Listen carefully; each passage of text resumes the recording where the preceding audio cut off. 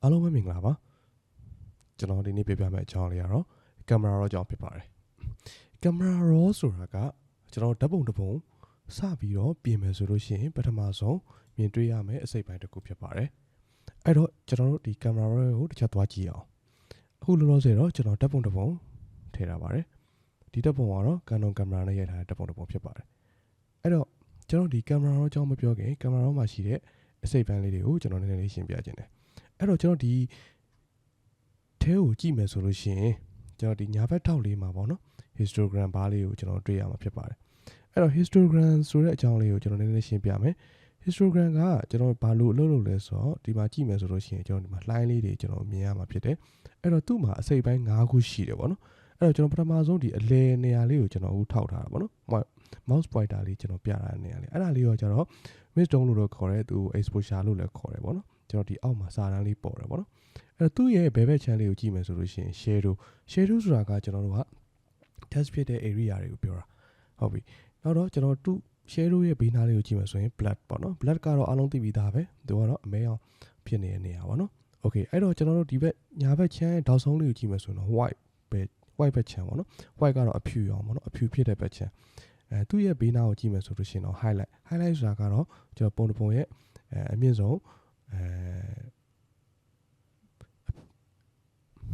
းဖြူရောင်တွေများတဲ့နေရာပေါ့နော်โอเ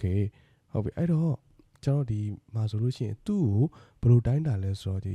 line လေးနေပေါ့နော်အမြင့်ဆုံးရှိမဲ့နေရာကိုသူကဖော်ပြပေးတယ်အဲ့တော့ကျွန်တော်ဒီပုံကိုကြည့်မယ်ဆိုလို့ရှိရင်ဒီပုံမှာဆိုလို့ရှိရင်ဒီညာဘက်ခြမ်းထောက်မှာရှိတဲ့ white နေရာလေးမှာတော့သူ့ရဲ့ဒီ line လေးကိုအမြင့်ဆုံးထိကိုကျွန်တော်တို့ရောက်နေတာဖြစ်တယ်အဲ့တော့ကျန်တဲ့ဒီအစိတ်ပိုင်းလေးတွေကတော့အလယ်လက်ပေါ့နော်သုံးချူတစ်ချူလောက်ပဲရှိတယ်ပေါ့နော်โอเคအဲ့တော့ကျွန်တော်တို့ဒီဓာတ်ပုံတစ်ပုံကိုစပြီးတော့ပြင်တော့မယ်ဆိုလို့ရှိရင်ကျွန်တော်တို့ကပထမဆုံးကြည့်ရမှာက histogram bar ကိုကျွန်တော်တို့အရင်ဆုံးကြည့်တင်တယ်ပေါ့နော်အဲ့ဒါမှပဲကျွန်တော်တို့ကဘယ်နေရာကတော့ပုံများနေတယ်ဘယ်ဟာကတော့ ban နေတယ်ဘယ်ဟာကတော့share ဘက်ကိုအရန်သွားနေတယ်ပေါ့နော်စသဖြင့်အဲ့လိုမျိုးကျွန်တော်တို့ဆုံးဖြတ်နိုင်မှာဖြစ်တယ်အဲ့တော့ဟုတ်ပြီဒီပုံမှာဆိုလို့ရှိရင်ကျွန်တော်တို့ကပထမဆုံးကြည့်မယ်ဆိုလို့ရှိရင် white ဘက် chance ဆိုတာနည်းနည်းလေးများနေတယ်အဲ့တော့ကျွန်တော်ဒီပုံထဲကိုတစ်ချက် style ကြည့်မယ်ဆိုလို့ရှိရင်ဒီ white ရှိတဲ့နေရာပေါ့နော်နည်းနည်းလေးအလင်းအားပိုများနေပေါ့နော်များတဲ့အတွက်ကြောင့်သူကဒီ histogram bar လေးမှာလှိုင်းရအပေါ်ဆုံးထိကိုရောက်နေတာပေါ့ဟုတ်ပြီပြီးတော့ကျွန်တော်တို့သူ့ကိုပြီးပြီဆိုလို့ရှိရင်သူ့အောက်မှာရှိတဲ့နေရာလေးကဘာလို့ပြောတာလဲဆိုတော့ ISO 850 mm at 1.4 1/125 seconds ဆိုတာရှိအဲ့ဒါကတော့ကျွန်တော်တို့ကင်မရာမှာရှိတဲ့ exposure ကိုတွက်ချက်ပေးတဲ့အရာလေးပေါ့အဲ့တော့ exposure triangle မှာဆိုလို့ရှိရင်ဒီမှာ ISO 800ပါမယ်သူသုံးထားတဲ့ lens ကကျတော့ 50mm prime ကိုသုံးတာပေါ့နော် 1.4 aperture 1.4 ရှိတဲ့ lens ပေါ့နော်ပြီးတော့နောက်တစ်ခုက shutter speed ကတော့ 1/125 second နဲ့သူသုံးထားတယ် okay အဲ့တော့ဒီ exposure ကိုသူဘာလို့သုံးထားလဲဆိုတော့ကျွန်တော်တစ်ချက်ရှင်းပြပေးမယ်ပထမဆုံးအနေနဲ့သူကလူပုံရိုက်တာဖြစ်တဲ့ကြောင့်ကျွန်တော်တို့ကပထမဆုံး aperture အရင်စစဉ်းစားတယ်အဲ့တော့သူကတော့ depth of field များလိုချင်တဲ့အတွက်ကြောင့်ကျွန်တော်တို့ aperture 1.4 ထိကိုသူစဉ်းစားတယ်ပြီးတော့ကျွန်တော် shutter speed ကို 1/125 second ဆိုတာကသူကဒီလူပုံက stable ဖြစ်တဲ့အတွက်ကြောင့် movement လှုပ်ရှားမှုတွေမပါတဲ့အတွက်ကြောင့် 1/125 လောက်ပဲသူထားတယ်ပြီးတော့သူ့ရဲ့ဒါ handshake ပေါ့နော် handshake သူလက်မှာဒီ 1/125 လောက်ဆိုလို့ရှိရင်တော့ကျွန်တော်တို့ဓာတ်ပုံတစ်ပုံကောင်းကောင်းရိုက်လို့ရတာပေါ့နော်ပြီးတော့နောက်တစ်ခုကသူအလင်းအားကလုံလောက်တဲ့အရာမရှိတဲ့အတွက်ကြောင့်သူ ISO 800လောက်လေးသူတင်ရိုက်ထားတာပေါ့နော်โอเคအဲ့ဒါကတော့ကျွန်တော်ဒါကတော့ဓာတ်ပုံရိုက်ကူးတဲ့ခါကျရင်သုံးတဲ့ exposure triangle အကြောင်းလေးရှင်းပြပေးတာဟုတ်ပြီသူ့ရဲ့အောက်မှာဆိုလို့ရှိရင်ကျွန်တော်ဘာကိုသိရမှာလဲဆိုတော့ဒီမှာ profile ဆိုတာလေးရှိတယ် profile မှာကျွန်တော်တို့ကဒီမှာ Adobe Color ရှိတယ် Adobe Landscape Portrait Standard Vivid ပေါ့နော်အဲ့လိုမျိုးတွေရှိရပေါ့ပုံမှန်တော့ကျွန်တော်က Adobe Color ကိုပဲကျွန်တော်ရွေးပေးထားရမယ်ဟုတ်ပြီအဓိကသိရမှာကကျွန်တော်တို့ဒီမှာ light ပေါ့နော်အရင်ဘာရှင်းနေတော့ဆိုလို့ရှိရင်အဲ့ကောင်ကျွန်တော် basic ပေါ့နော် basic exposure လို့လည်းခေါ်တယ် basic လို့လည်းခေါ်တယ်အခုကတော့ကျွန်တော်ဘာရှင်းမြင့်သွားတဲ့အတွက်ကြောင့် light ဆိုပြီးတော့သူကပြောင်းသွားတယ်ပုံမှန်ပါပဲနော်ကျွန်တော်တို့ကဒီ live ဆိုတာလည်းအလင်းပဲ exposure လည်းအလင်းပဲပေါ့နော်အလင်းတိုင်းတာတဲ့အရာတွေပဲ okay အဲ့တော့ကျွန်တော်တို့ကဒီ light ထဲမှာဘာပါမလဲဆိုတော့ exposure ရှိမယ် contrast ရှိမယ် highlight ရှိမယ် shadow ရှိမယ် white ရှိမယ် black ရှိမယ်သူကအစိပ်ပိုင်း6ခုရှိတယ်ပေါ့နော်အဲ့တော့ကျွန်တော်တို့ကဓာတ်ပုံတစ်ပုံကိုထည့်လိုက်ပြီးစားနဲ့ကျွန်တော်ဒီကိုကပေါ့နော်ပုံကိုကျွန်တော်မျက်လုံးနဲ့ပဲကြည့်ပြီးတော့ဆုံးဖြတ်လိုက်မှာပေါ့နော်ငါပုံကအလင်းအားနည်းနေတယ်โอเคအဲ့တော့ငါ exposure ကိုကောက်တင်ကြည့်လိုက်မယ်ဒါမှမဟုတ်ငါ highlight တွေအများများနေရလားပုံကိုထည့်လိုက်တဲ့ပုံကနည်းနည်းရန်လင်းနေရဆိုကို highlight တွေရှော့မယ်white တွေရှော့ပြီးတော့ရှော့မယ် နောက်တစ်ခုကလင်းအားနေတယ်ဆိုလို့ရှိရင်ကျွန်တော်တို့က exposure ရှောက်တင်မယ် share တွေတင်မယ် contract တွေရှောက်ချစ်တာတွေပေါ့နော်အဲ့လို blood တွေရှောက်ဖွင့်မယ်အဲ့လိုမျိုးလုပ်တာတဲ့စာရင်ကျွန်တော်တို့က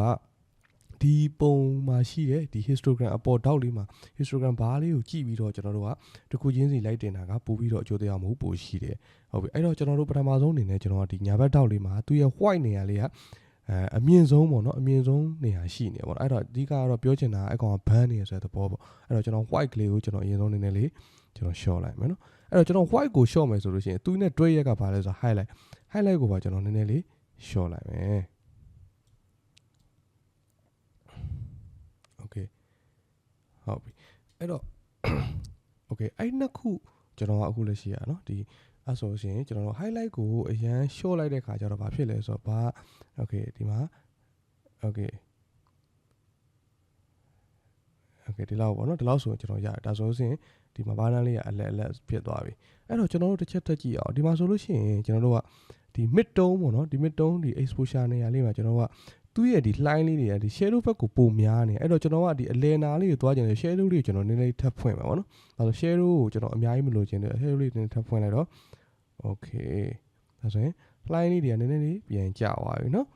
Okay ဟုတ်ပြီအဲ့ဆိုလို့ရှိရင်ကျွန်တော်ခုနကတက်ဆိုင်လို့ရှိရင်တော့နည်းနည်းလေးတီးတတာလေးပြောင်းလဲလာပြီပြီးတော့နောက်တစ်ခုကကျွန်တော်ကဒီ contract နေရာလေးကိုကျွန်တော်တစ်ချက်ကြည့်အောင် contract တွေကသူကဘယ်လိုလုပ်လဲဆိုတော့လူကိုရဲ့ဒီ subject ကိုပို့ပြီးတော့ချစ်လေးဖြစ်စေခြင်းတဲ့အခါမျိုးတွေမှာကျွန်တော် contract ကိုသုံးတယ် contract မှာသူ့ကိုတင်လို့ရှိရင်ကျွန်တော်ကဒီ negotiate စေဒီ